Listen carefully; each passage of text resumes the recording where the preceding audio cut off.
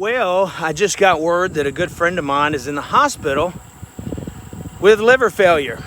He's basically drank himself to death. And I love my friend.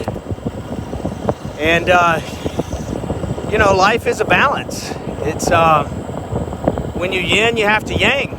And I just got off the phone with another friend of mine who told me about it. And I said, you know, Billy, hell, I tend to get the margaritas and eat too much, but I'm out here on my bike today, biking it off. It's called homeostasis or equilibrium and the fine balance of life for a reason.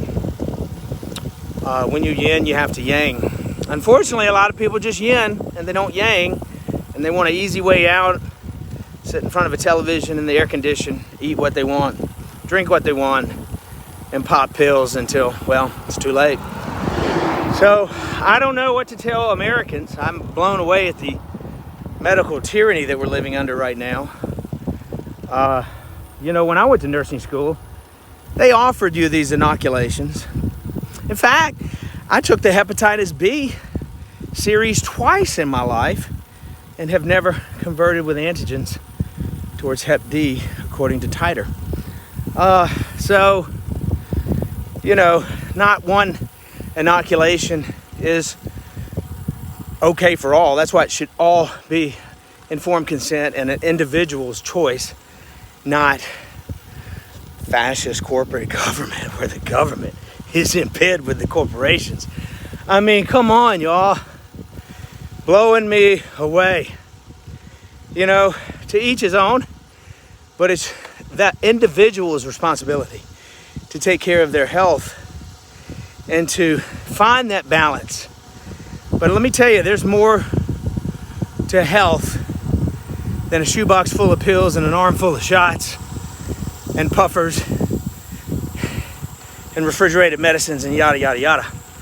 I've seen so many people turn their lives around and lose the weight and start going to the gym and start eating right and getting off their medications and living a healthy life, because that's ultimately what it is. You know, you're only given one. Carpe diem, seize the day. Get off your ass. Drink plenty of water, eat fruits and vegetables, go to church on Sunday. Wear your seatbelt, take your vitamins, exercise vigorously, and keep your hands washed. It's all in God's hands. But there are certain wisdoms to live by. And sloth and gluttony have been deadly sins for 2,000 years. You know, your body has the ability, every cell in your body, to replicate, strengthen itself, and rebuild. It's part of healing. Blood flow equals healing.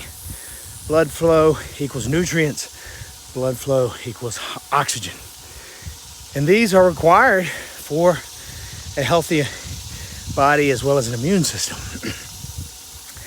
You know, you go all winter, your hands get soft. You get out there in the spring, you start digging around in the garden, you got what? Calluses. The one thing the body needs to rebuild and strengthen itself is stimulation. Just good old stimulus. Walk, run, jog, swim, bike, lift weights. Whatever you do, get off the couch. If you got a desk job, stand up, move around. Go for a run after work or before work. But eating right and exercise is so key to health and well-being. As a clinician, I've always been amazed at the fact that people will do a little sweat equity when it comes to their cars or their homes. In other words, they'll renovate, wash them, paint them, yada, yada, yada, mow the grass. But to the extent that they don't get to the gym and do a little sweat equity in their own bodies, always blows me away. I had a patient yesterday, God bless her, but she's 85, lives alone. I'm trying to motivate her to keep her independence, get her to the gym, silver sneakers, to a pool. She said she didn't want to do that. She just wanted to sit there on the couch.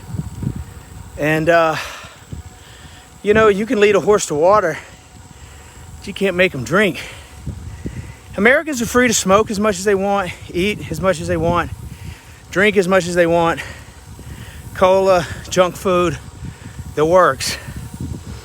But when a bad bug comes around, cold or flu, why should others have to suffer for their poor choices? You know?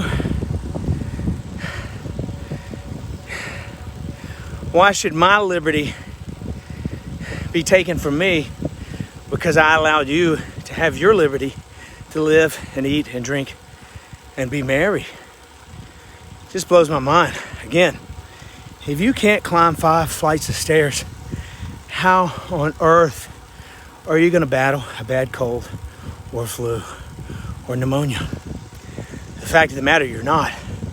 It's often been said, pneumonia is an old man's best friend.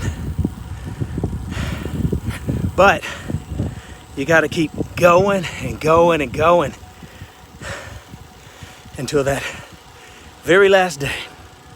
Otherwise, you end up in a nursing home in a diaper, stroked out, waiting for an overworked nurse's aide to come clean you up. Peace.